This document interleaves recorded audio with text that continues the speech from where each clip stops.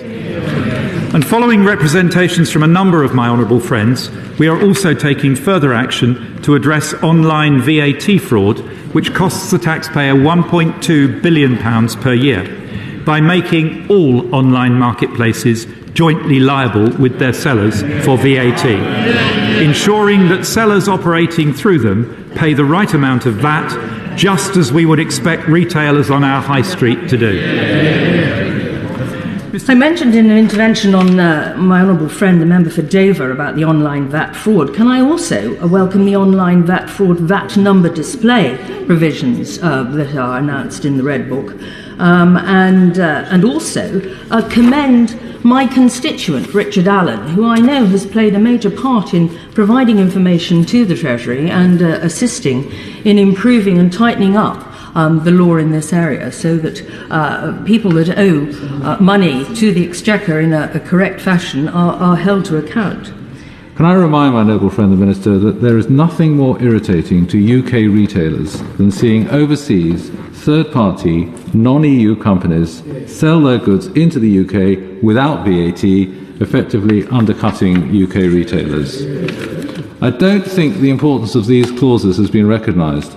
I would urge my noble friend the Minister and others to read the written submissions by Richard Allen of vatfraud.org to the Public Accounts Committee hearing on 13th September this year. This states that the VAT number of traders, their actual registration number, on Amazon are either not being displayed or where they are could be completely bogus, and as a result custom authorities are unable to police abuse. Consequently, in my opinion, it could be that certain internet retailers will not be regarded as fit and should not be regarded as fit and proper fulfilment operators as defined by these very clauses. There are many examples of certain internet retailers being aware of abuse and just not acting. So, to the extent that clauses 48 to 59 give HMRC great power, that is very welcome. I don't agree with the Chartered Institute of Taxation. I believe that the fact that they could be guilty of committing a criminal offence is a good thing. My concern is that there is evidence of HMRC not using their existing powers, and this has now become a national issue. The level of VAT loss here is estimated by HM Treasury to be in the region of £1 to £1.5 billion.